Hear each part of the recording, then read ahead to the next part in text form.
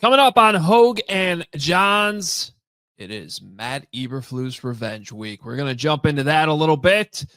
Our good friend Kyle Long joins the show as we try to come up with some answers about this Chicago Bears team, plus your voicemails. It all starts right now.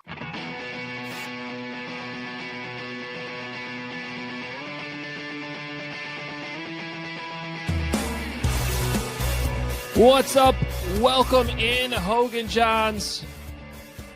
Back with you, our midweek episode. Johnsy, how's it going? It's Matt Eberflus Revenge Week, Adam Hoge.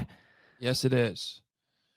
I'm excited for it, I think. We need a better name for that. Flus's fiery return, or Flus.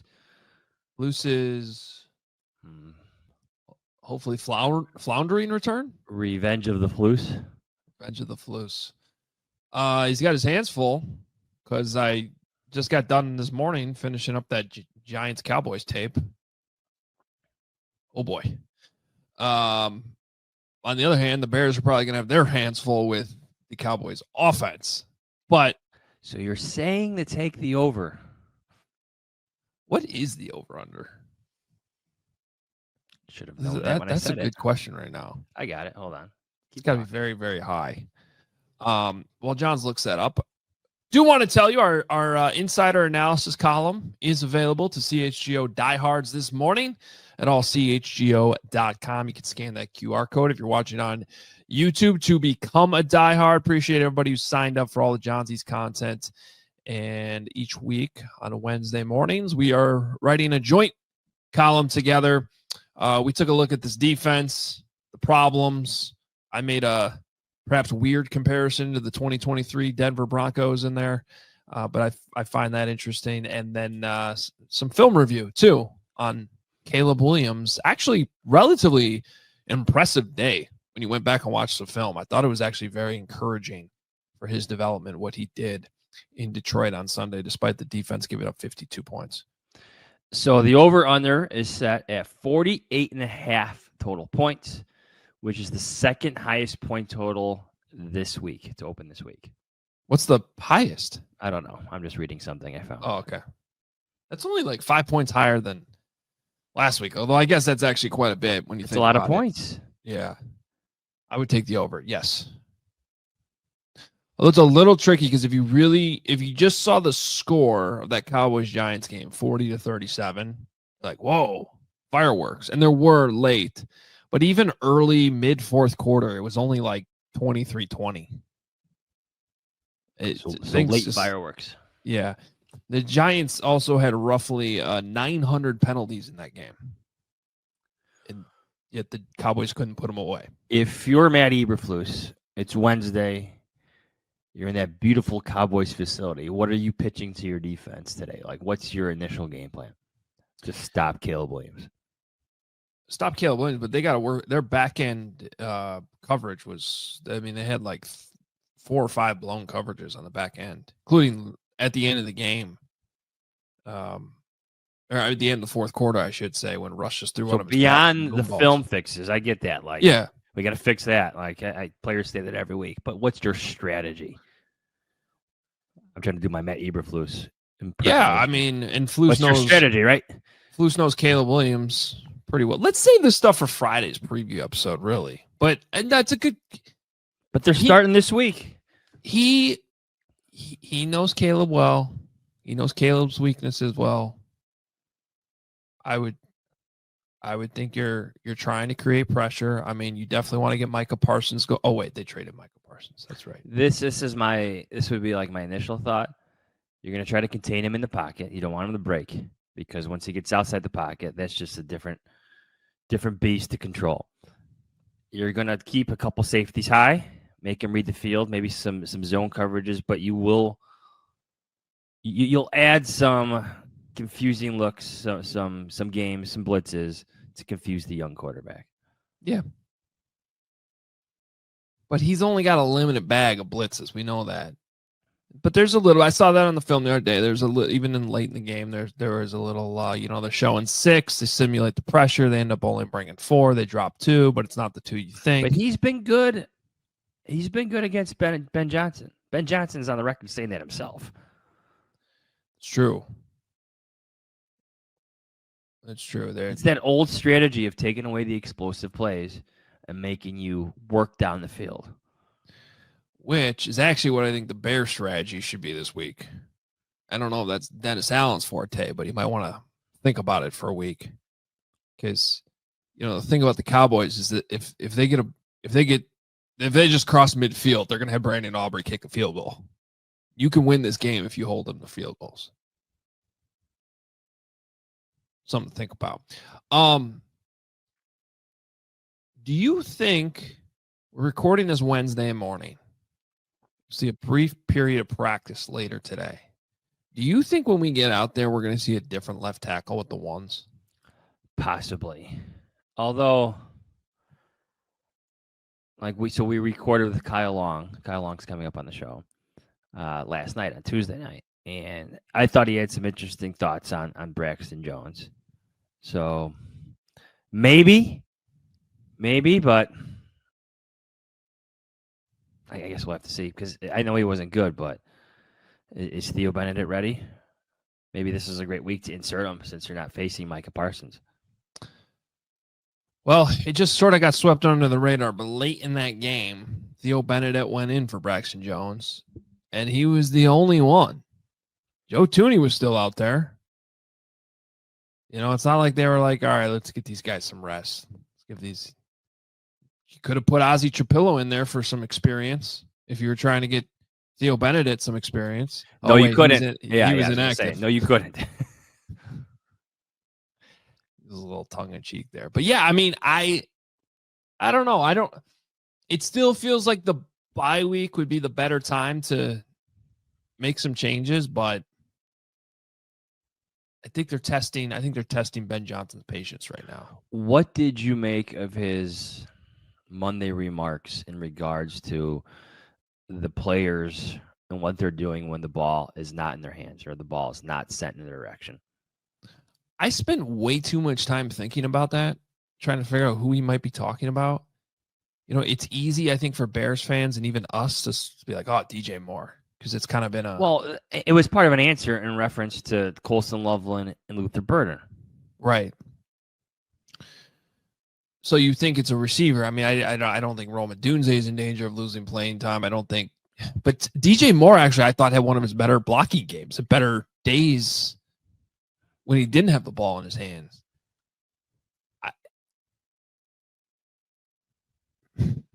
Sometimes coaches will do this where, like, you think they're answering directly to, like, whatever the question was, when really they're just, they have something bigger on their mind, and their mind's sort of like... I don't think... You thought that was something Ben Johnson wanted to bring up later or already had with his players? Maybe.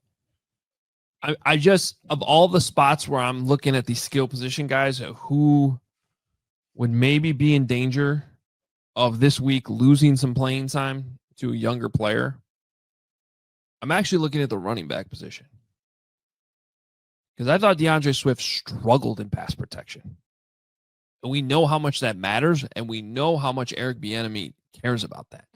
And when you're struggling in pass protection and your running game also sucks at the same time, that to me would be a very easy spot to be like, all right, if Kyle Monunga is doing his job, let's get him some more carries. Let's get him some more opportunities. Let's see if we can trust him in pass pro. And I don't know if they feel that way, but I do know that DeAndre Swift struggled in pass protection on Sunday. Let's see if giving the ball to Monunga would pick up the running game too. Well, I saw this stat out there. So this is from Josh Norris, but others have shared it. Among all running backs, 26, with 25 plus carries through 2 weeks, DeAndre Swift ranks fourth best with 1.9 yards before contact per attempt. 1.9 yards before contact per attempt. And yet the Bears are still 31st in rushing EPA and 32nd in rushing success rate this season. So to translate for people that might not understand what that means, I mean, it's essentially an indication that the blocking's there. Correct. Because he's not getting hit in the backfield. and it's an indication that you should be getting more out of your running game than you are. Yep. So, part of this goes back to our thoughts before the season. Around the draft, I should clarify about the Bears' interest in running backs, whether it's Travion Henderson or Ashton Genty. It's a position that we still think the Bears will want to upgrade in the near future under Ben Johnson. Yeah. All right. We found Bob. Bob's alive and well. He's no longer caught in the twilight zone. Yeah. He's no longer caught in the twilight zone. He made it to Detroit. The good news is we were on a tight situation last week with the voicemails, the Monday Nighter and everything. So a little bit more time this week. We saved them for Wednesday because we recorded Sunday night. Voicemail lines were outstanding.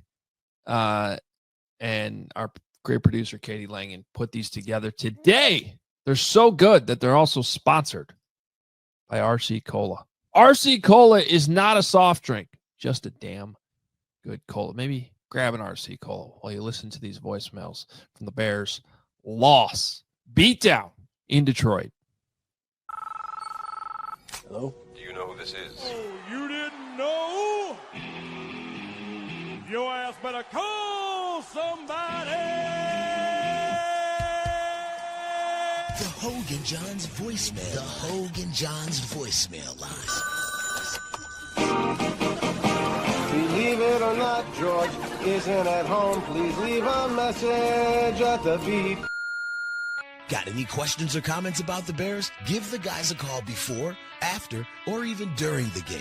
Go Bears! Hoge Jahns, Bob Dabrowski, calling in 2025 season in Detroit City. Boys, today we got the ultimate revenge game. Ultimate. Yes, there's Ben Johnson, who wasn't good enough to be the head coach in Detroit. But I'm talking Caleb Williams versus the haters, the doubters, the fools, the nincompoops that are out there blasting this kid everywhere. Social media, on the TVs, on the radios. Boys, Caleb's going to go out there, and he's going to show everybody. Let's go Bears! What's up, Hoge Jahns? 2 years ago, my wife was pregnant with our son. I said that if Tyson Bagent won the game, we would name him Tyson. He lost that game. His name is not Tyson. 2 years later, our daughter is due next week. If the Bears win this game, I will name her Olamide Zaccheaus. Bear down. Hey, this is a bit of a train wreck of a game. Oh, look, we just got another penalty and a sack. Hey, at least our draft picks are playing really, really well. Oh, wait. Jake from Colorado here. Halftime, the Bears are cursed. Of course, an official mistake gives them time. And of course, we all knew they were going to score. Hard to play defense without your two best players and your two best corners. Bears are cursed. Go Bears. Well, it's 38-14 right now, but is anyone really surprised? I think it's better if we just stop drinking the Kool-Aid and accept this for what it is. This is yet another 5-win team. And why would it be any different? Because none of the draft picks to improve the team are actually playing, except for the Caleb to Rome connection. This has been absolutely disastrous. Hey guys, Mikey here. Today is my 30th birthday. All I wanted was a Bears victory, but now I actually want to just rip my eyes out of my head. We are forever doomed and cursed. Bear down. I saw more of a fight out of the gas station sushi I ate last night than these Bears. Hey Bears fans, B-Man here. This was very painful to watch. We looked bad on all three phases. It'd be nice to actually enjoy a game while watching it. On to the next week. Bear down. Hey, Hoge Jahns. First time calling in, but I've been listening for years, and I just got one thing to say. B-Man, if you're listening, just move on, man. Just move on. I've been doing this for 29 years. I'm sure there's others that have been doing this for longer. Just move on. It's torture, man. Don't let this... I heard the pain in your voice last week. You're pissed. Just move on now, all right? Save yourself some time. Sadly, I guess, go Bears. We have so many problems, guys. Oh, my God. Hi, boys. It's the Mama Bear calling from Washington State. Ben is not going to be smiling this week. Bear down. Ogre, Johnsy Cat. I cannot believe I brought a son into this world to root for the Chicago Bears. We will never have nice things. Ever. I'm sorry, son. For the first time in 40 years of watching the Bears, I actually asked myself the question, could I be a Packer fan? The answer's still no. But why can't we have nice things? Bear down. All right, guys. I think I'm done with this team. I'm not watching another game all year. All right, see y'all again next week. Hoge Jahns, Bob Dabrowski calling in from Detroit. I was wrong. 50 burger. Oh boy. I'm going to believe it's cheeseburger. There they are, your voicemails presented by RC Cola this week. RC Cola is not a soft drink, just damn good cola. And those were damn good voicemails. Keep them coming. The one about the father and son got me a little bit, because when I picked up my son from school, I'm not going to repeat what he said after I got home from Detroit about the Bears, but it's what everybody's watching right now. It's tough to feel good after giving up the 50 burger, like Bobby D just said. Yeah, I like how people are like trying to tell B-Man to go in reverse. just give up now. I feel like B-Man's made it. He's made it far enough that he's in. He's in. You can't change now. All right. Coming up, we have a great interview with Kyle Long, who we've known for a long time. He's been doing some great stuff in the media now, and we talked to him for a good 35 minutes or so about a bunch of different stuff, Bears stuff, reminiscing, some old stories. I think you guys are really going to like this interview. So that is coming up next. We do have to take a quick time out first. We'll be right back after this. All right, Adam Hoge, let's be real for a second. The world's gone soft. Too soft. Everyone gets a trophy just for showing up. Little ribbons, don't like those whatsoever. Everything needs to be bubble wrapped. You don't like the ribbons? Yeah, you don't like the ribbons at all. Okay. Ribbons can be easily discarded quickly. Right. You got to at least go metal. Yeah, little metal. Metal. Soda used to have some kick. Now it's all about the pretty colors and easy fizz. RC Cola, though, is not a soft drink, just damn good cola.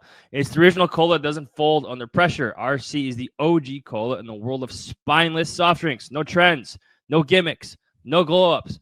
RC hasn't changed its stripes since 1905 because it didn't need to. So do yourself a favor. Grab some RC at your local store. Stock up for all your end of summer parties, back-to-school celebrations, or just watching the next Bears game against the Cowboys. RC is the move for whatever you're doing. And our friends at Sunnyside Dispensary are here to elevate your football season. Sunnyside is your home for judgment-free shopping. They have a crazy selection with over 100 different strains to choose from, with easy online ordering and in-store pickup wherever you're at in Illinois. Sunnyside has a location for you. You can go as far south as Champaign, as far north as South Beloit. Stop in the store nearest you for expert guidance from their staff. Also locations in the city, Wrigleyville, River North. They got you covered. And online, you can handle it all there. You just have to visit sunnyside.shop for bright buys every day, including 50% off your first 3 online purchases. Enter promo code HICHGO at checkout to qualify. And for returning customers, use code CHGO50. Exclusions apply. Sunnyside Dispensary, bright buys every day, only for 21 plus or Illinois medical card holders.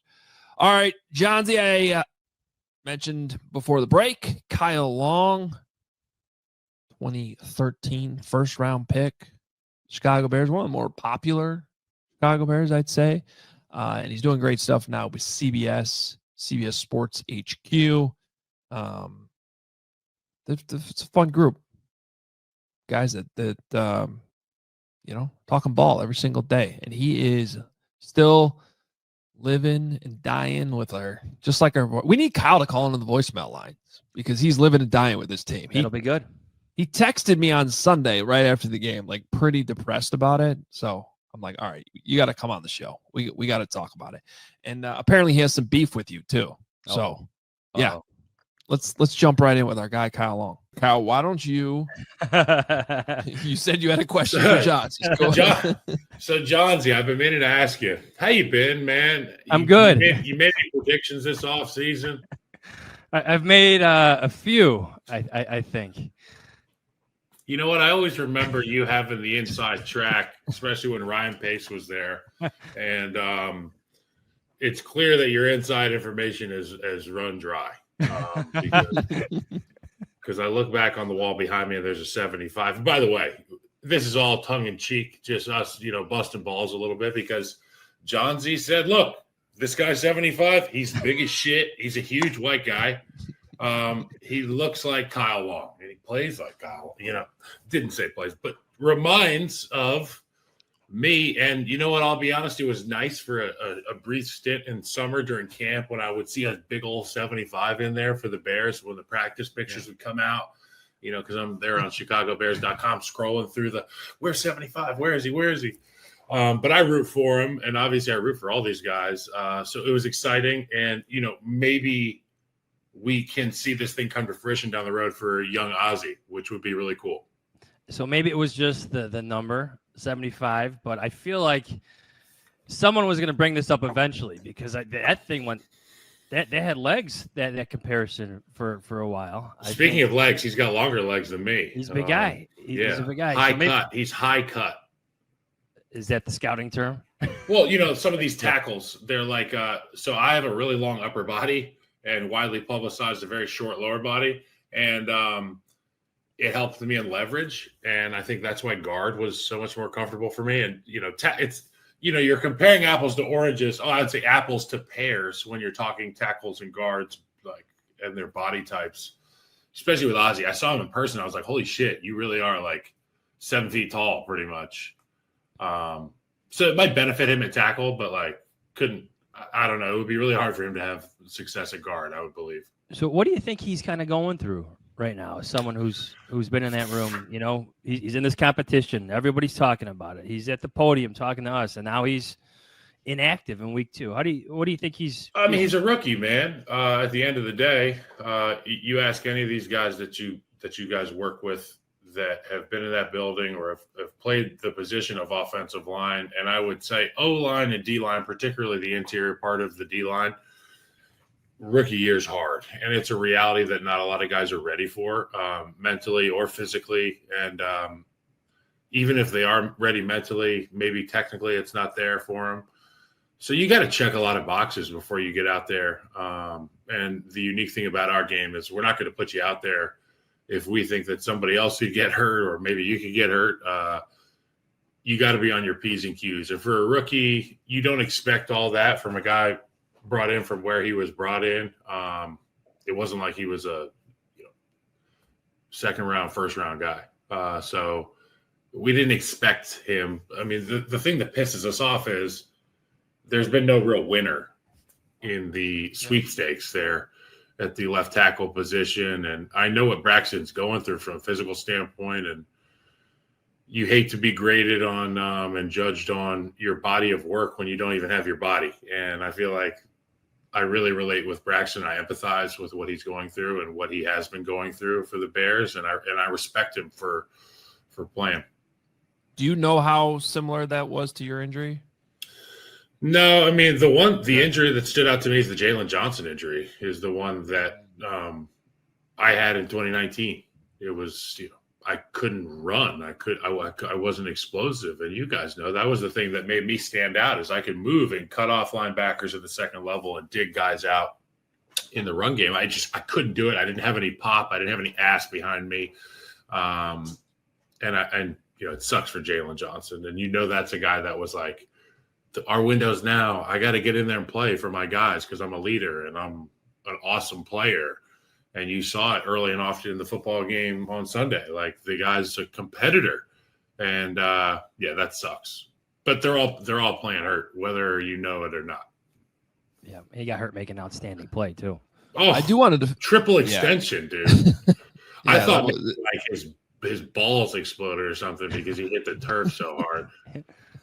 They just and his boy was like, Lay there. his boy was with him, like, sometimes your boys are laughing at you or whatever, in the moment, but it became clear to me that our guy was hurt, and it sucks.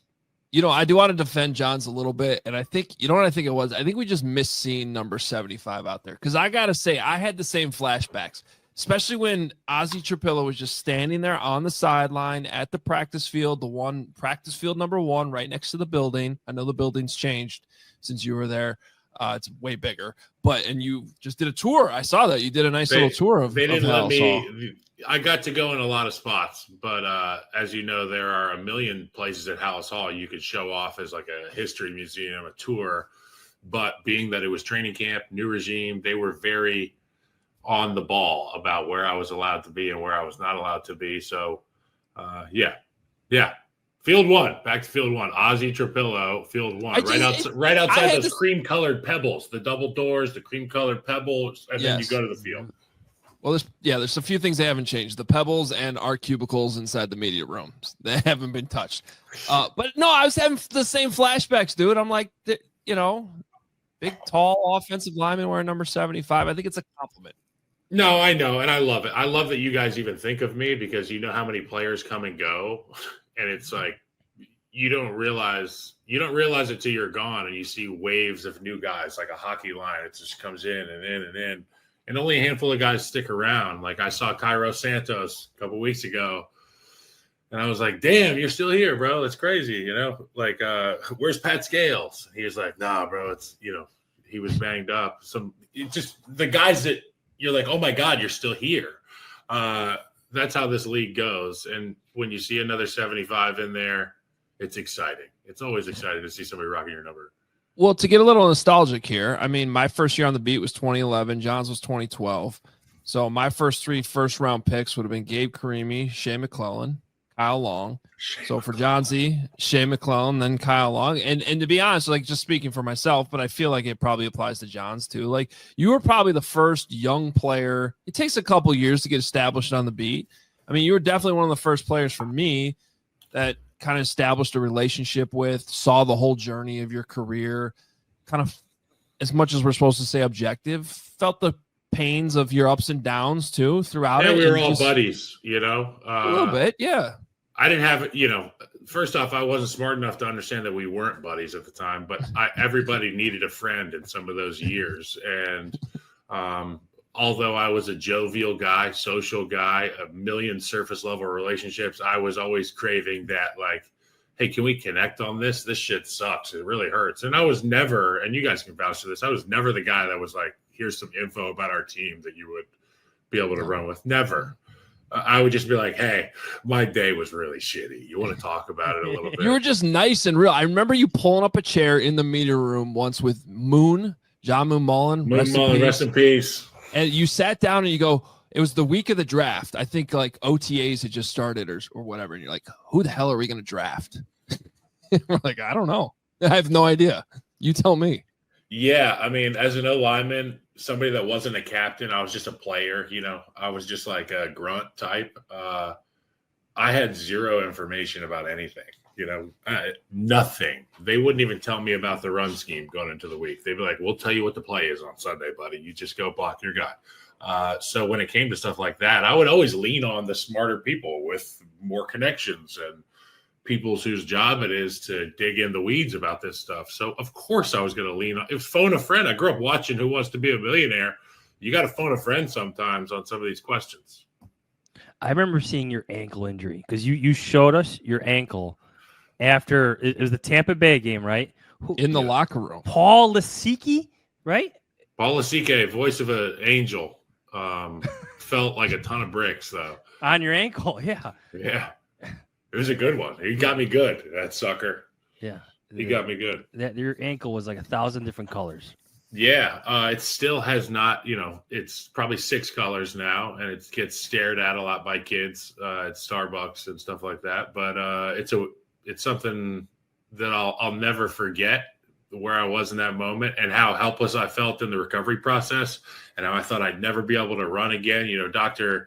Anderson was like, essentially, he was like, buddy, you're not going to be able to run the same. You're not going to be able to play again. You're not going to be able to do any of that stuff. And I practiced for about 4 more years, and I can play tennis every day and golf. And I'm still a beast, boys. I kind of get after it still. My shoulders are beat. My shoulders are beat, though. Mark Carmen keeps wanting to talk tennis with you. He's got all types of tips. He thinks he's the god of tennis, and I feel like if he played you right now, you'd probably kill him. Every friend group has got the guru in it, right? Yeah. And I feel like Carm has got a little guru action. Like he definitely wears a sweater tied around his shoulders or around the his waist. Can't wait to tell you about his doubles tournament last week. Yeah. The club championship. No, you know what? Mark's great, and the tennis crowd is a unique one.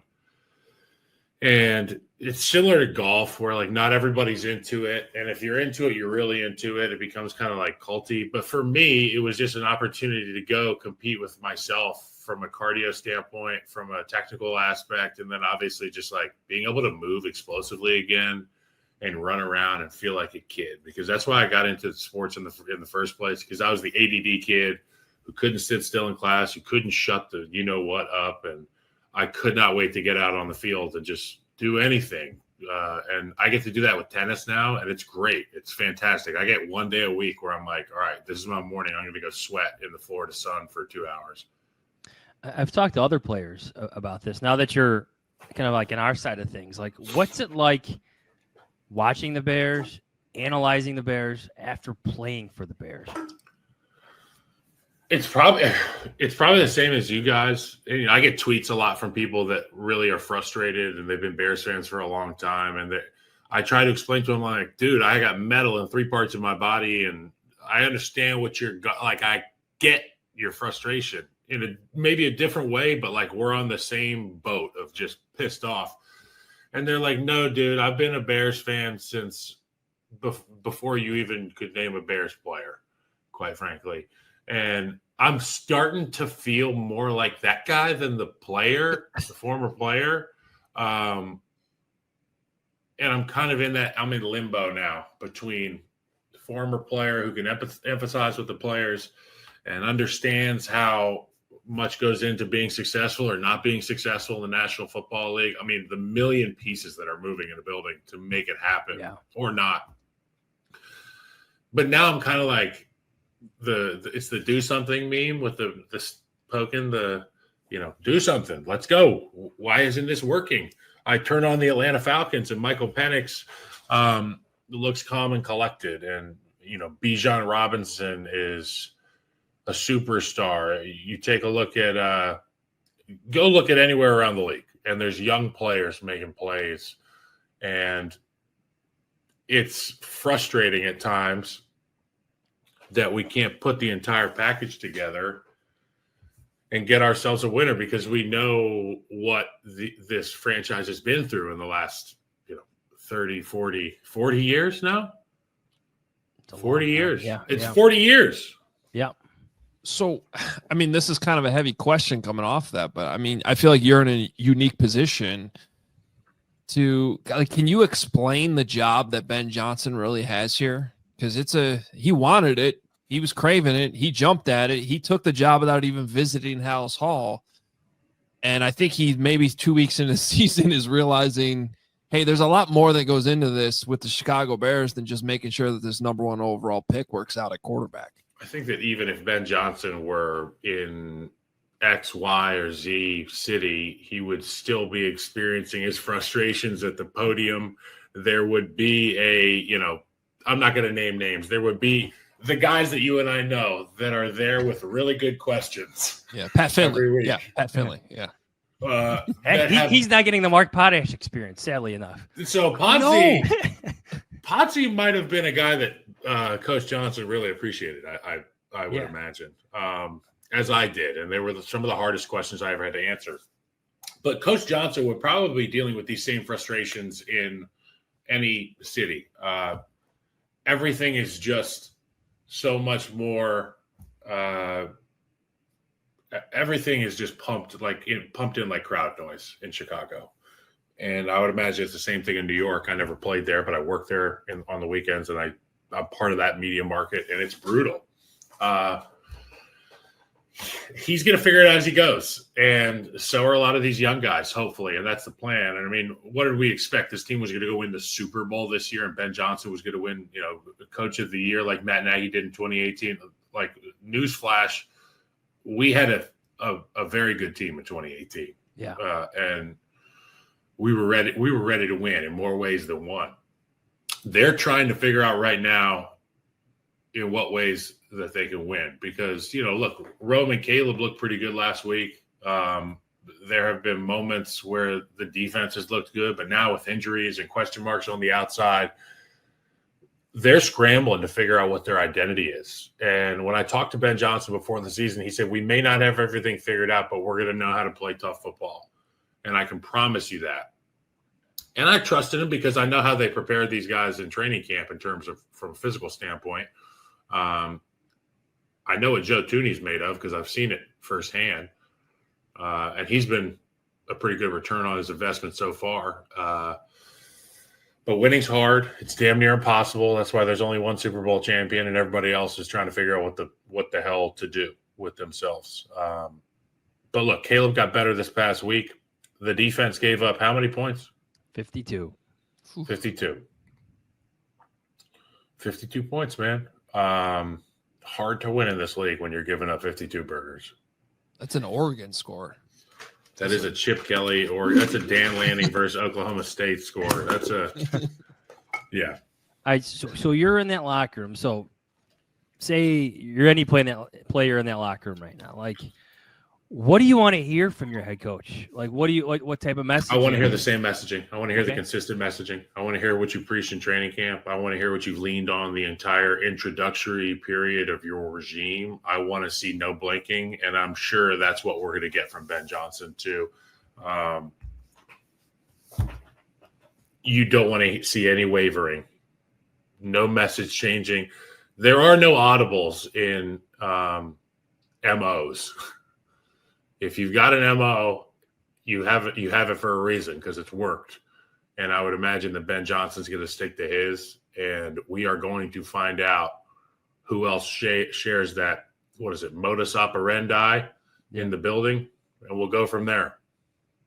Lance Briggs talked about that on Monday's CHGO Bears podcast, that, regardless of what was happening in the Lovie Smith days, he would always come in that locker room and say that he believed in them. And so I thought that was super interesting. You give up 52 points. It was a terrible loss. You've had 2 bad losses to start the season. And that was the message from Ben Johnson, that he went in that locker room right after the game and said, hey, still believe in you. We're going to get this right. As a player, why would you appreciate that as a player, even just 2 games in? Well, I'll tell you what, I would trust Lance Briggs, Peanut Tillman, Brian Urlacher, Tim Jennings, Julius Peppers. You know what I'm saying? Go down. Where are those? Do we have to wait till October for the monsters to come out? Yeah. Because I've seen what happens when monsters come out and what it can do to the city, what can it do to the offense, the confidence. But look, man, your job as a player is to carry out the mission that your coach gives you. And it's simple. You're either doing that or you're not. And if you're not, they will find somebody else to do it. And if you're expensive and you're not doing it, it's going to be difficult and frustrating. And that's the nature of the business. And it will be that way next year and the year after that. A lot of those players you just named, you just think of, the success they've had and the leadership. I feel like leaders, like Lance Briggs has brought it up a couple of times on the CHGO podcast. Like, what do you want to hear from your team leaders at this point? What do you want to hear from your quarterback? I mean, give us a story where, in your playing days where something meaningful was said and like those moments, what I'm talking about? I don't know if there was ever a circle the wagons rallying cry type moment, but I can remember little moments that stood out to me as timeless, where time stood still. And one of the most recent memories I had was just when I was on the Chiefs, when Patrick would take the field before he would leave the sideline. And while he was on the sideline, what he continued to say was, it's a mindset. He was intense. It was really intense. And not in a, stay out of his way. He's avoid. It was like, oh, fuck. Like, this is real. We are going to the moon, guys. Like, and this guy's going to take us here. And this isn't a quarterback. I'm not talking about our quarterback. Okay. But he's involved in this conversation. There's a certain intensity and focus on these great teams that is palpable. And you can, like, it's very, very real. And you'll know it when you see it in Chicago, and we've seen it before. Yeah. And it can't you can't glean that information from a press conference. Yeah. Or a podium visit from a player. Yeah. I'm going to shift gears a little bit here because I know you've had to talk about this today. By the way, CBS, everything's CBS Sports HQ. Kyle's everywhere, does a great job. We always knew he would. Knew he'd be good for the media, and he's killing it. What do you think about Tom Brady being in the booth and the fact that he's going to call the Bears game on Sunday, and then the Bears are going to play the Raiders the following week? Do we get to ask him questions?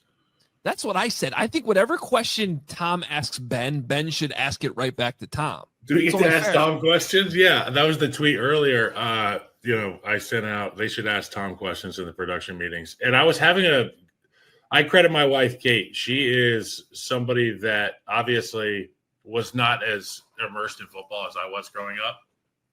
But she was a Surface fan. And then since we got together, it was like she loves football. And since it's my work, she sees hot button issues and she wants to talk to me about them.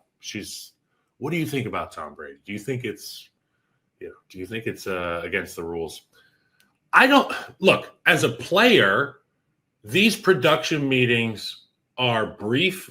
Speaking of brief, I'm still in my compression shorts from practice and my, team issued sweaty ass shirt on Friday.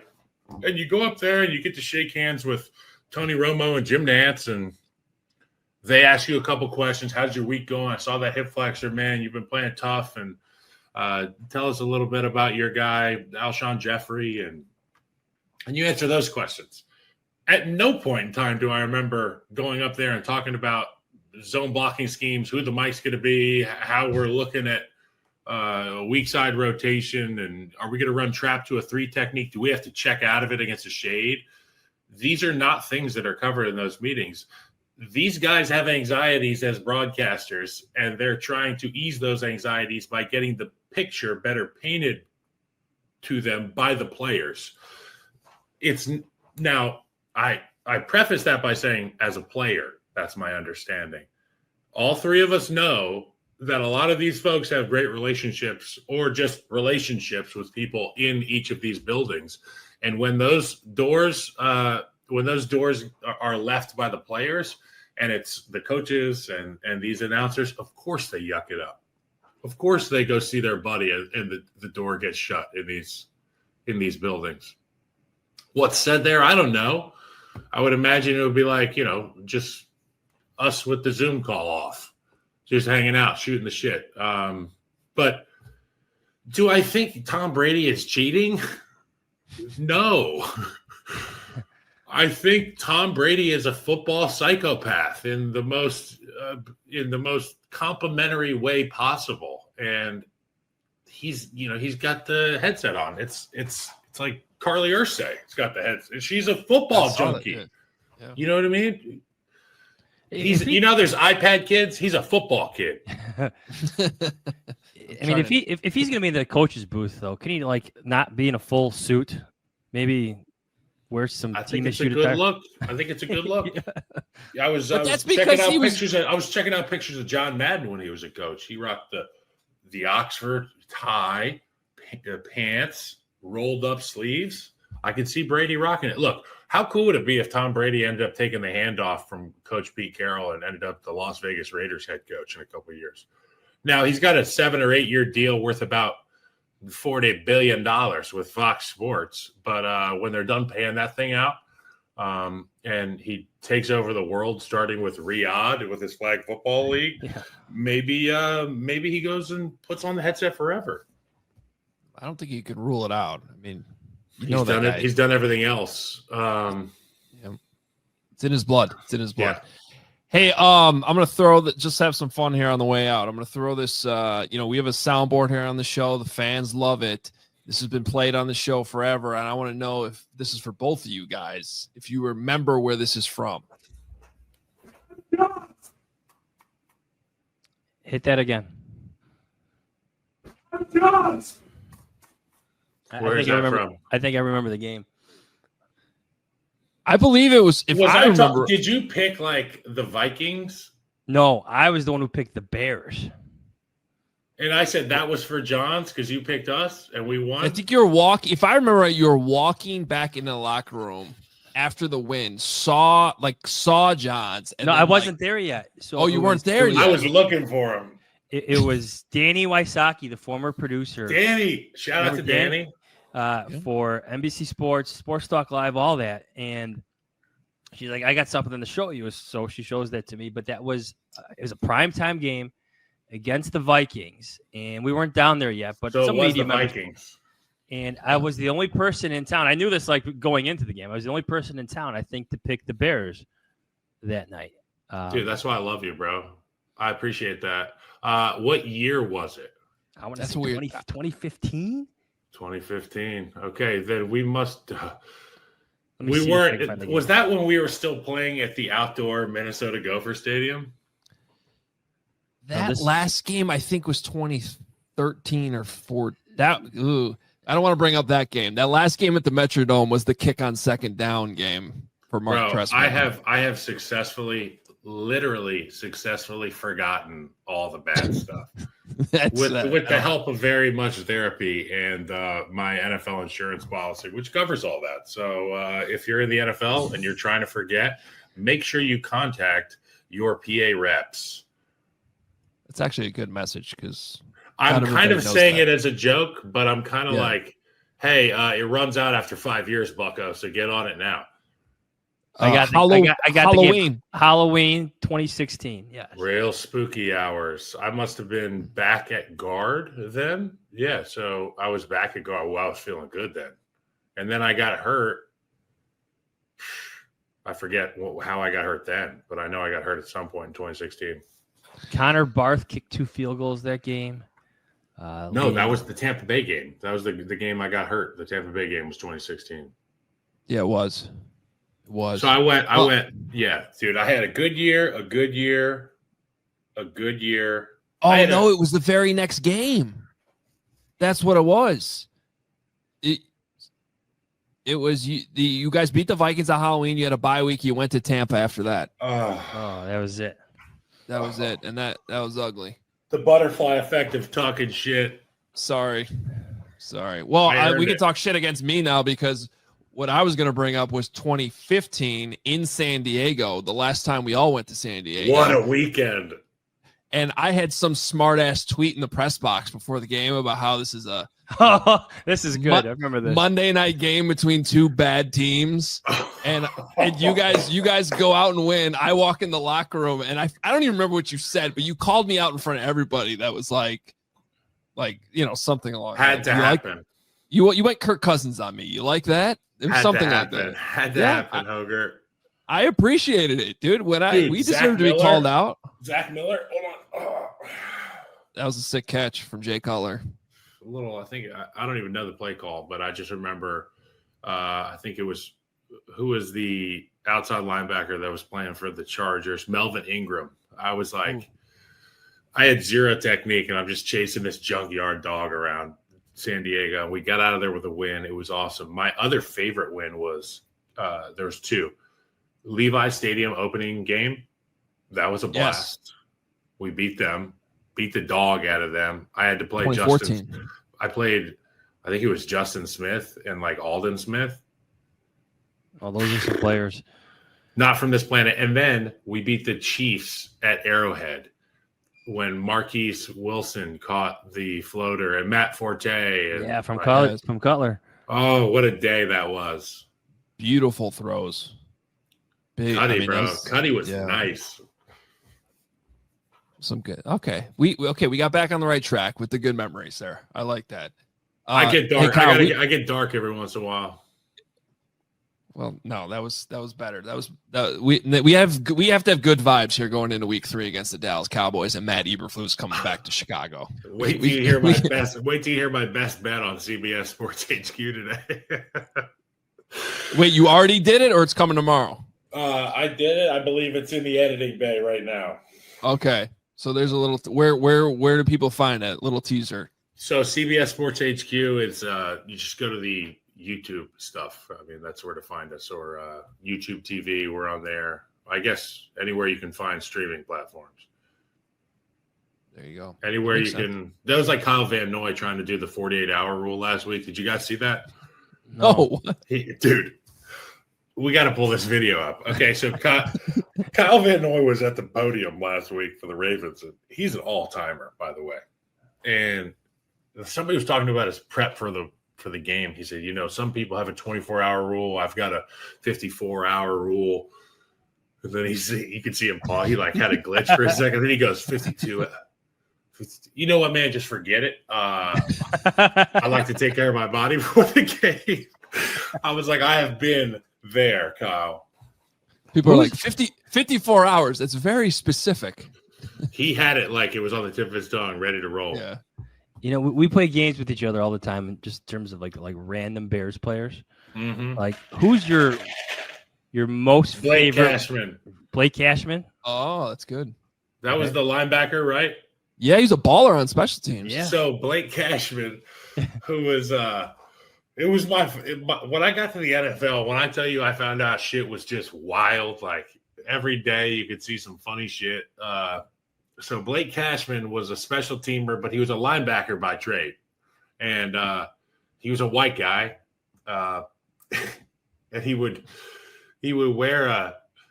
come out to practice with a toddler or a children's Brian Urlacher jersey that he got from Walmart, and he would wear it out to practice, and they would send him back inside, and he'd come out with another one, and they'd send him back inside and take his jerseys. I'll never forget him. Martellus, dude, that's a guy I'll never forget, physically or personality. It's just unbelievable the shit that would come out of his mouth. Josh Sitton, later in my career, hilarious. Brad Sal, like if you gave him a microphone in 2017, he would have made Shane Gillis look like, Really? Yeah, bro. Because he was always pretty quiet in the locker room for us. But he's smart. He's one of them smart Mississippi boys. He keeps his mouth shut when people listen. Hey, Kyle, man, we are. He would have the entire airplane laughing. I'm telling you, like, he was that guy. That's awesome. I didn't know that about Bradley Sal. Was it Blake? Blake is no. Yeah, Blake not Blake Cashman. No, I'm trying to remember. I'm looking for the name. Blake Costanzo. Blake Costanzo. Blake Costanzo. He was fun to talk to too. Bro, he was wild. And I think Tom Zibikowski was on the team. St. Pat's head coach right now. So that's a bad boy, okay? And I didn't realize that at the time, right? Like he's like big time boxer, football player. So I'm not supposed to talk about Tom Zibikowski on this podcast because he's your rival. He's the head coach of the rival football program in town. If you got a kid on the team playing against his team, wrap him up with bubble tape because them boys are coming. You know what? It is crazy though. If you look at the Chicago Catholic League right now, you got Zibikowski coaching St. Pat's, Jordan Lynch coaching Mount Carmel. It's another great teammate, unappreciated. That's another thing that made me realize how talented the NFL is because he was like a Heisman finalist, and then I was running like stretch lines next to him in training camp, and him being like, "Yeah, I don't think I'm going to make the team," and I was like, "Fuck, this league is brutal, dude." He went to New York. He was a Heisman. So you got Lynch, you got Zibikowski. Is Robbie Gold a coach? St. Viator. Robbie Gold at St. Viator and Jason McKee at Carmel. Love Jason McKee. I wish I got to play with him. And the all I wish I got to play with them team is like him, Olin. Obviously, me and Olin, dude. we would have created a black hole in the universe, I believe, if we touched tips. I believe it. All an all-timer, but Brian Urlacher, I feel like would have made me cry laughing every day and probably crying. Peanut was a great teammate, and he was a good representation of what that old guard was like. And Boogie was there too, my rookie year. Lance, great teammate, and they were able to pass the torch the right way. Kyle, this has been fun, man. We are thrilled with your success in the media, mostly though for your beautiful family, the girls, and everything. It's always good to catch up with you. Hey, boys, anytime. Love hanging out. It's like seeing old buddies, which you guys are. So hit me up anytime if you want to chat. Thanks, Kyle. All right, boys. All right, hopefully you guys enjoyed that extended conversation with Kyle Long. That was fun. There's some great jokes in there too. Got a little weird at the end there.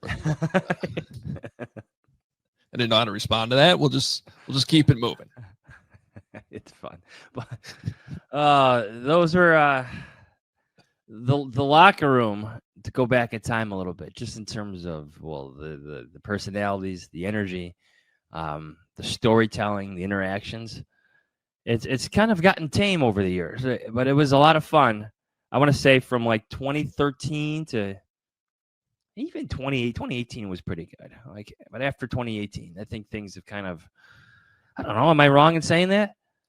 No, you're right. I mean, especially when Kyle got drafted. I mean, what a couple years to enter the NFL there with the Bears. You had Tressman and Phil Emery and Martellus Bennett, which he mentioned, and Brandon Marshall in there, and Alshon Jeffrey, and everything that went down. Lance Briggs is still on the team. They just let go of Brian Urlacher. The defense was